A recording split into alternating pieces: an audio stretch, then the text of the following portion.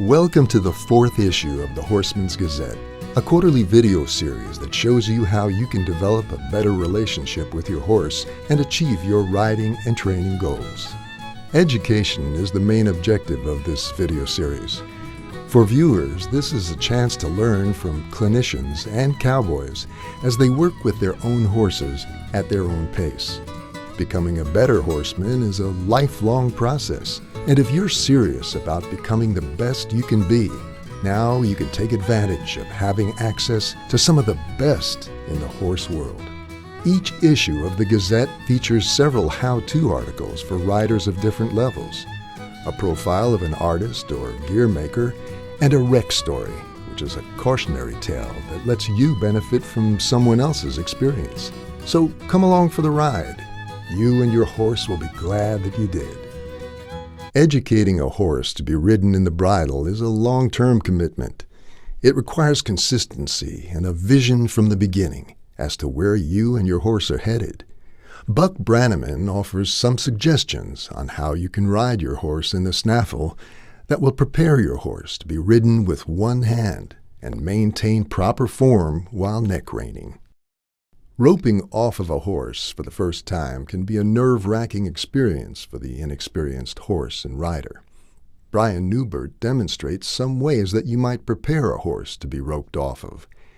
This preparation is something that Bryan starts from the first day he handles a horse, but he shows you some ways that you might help your horse get caught up if you haven't been preparing them all along for the day you want to swing a rope.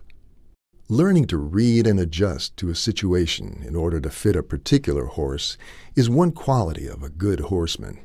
Joe Wolter never rides a horse with a specific plan in mind. In this segment, we can watch as he feels where this particular horse needs help on this particular day.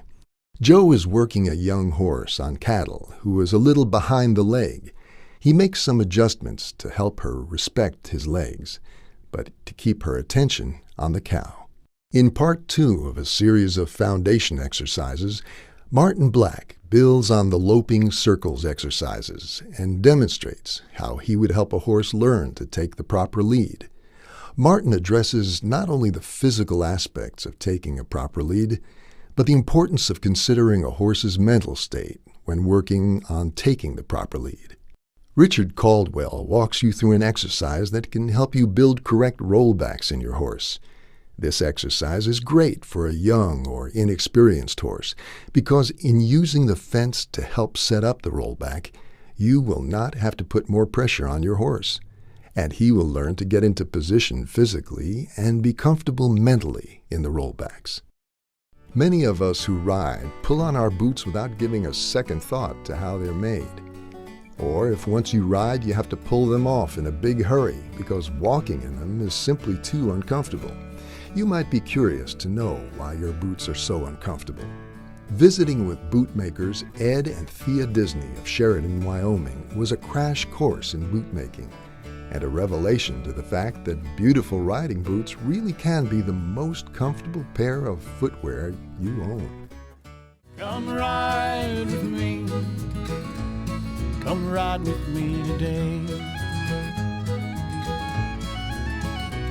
Come ride with me. Come ride with me. Come ride with me. Oh, come ride.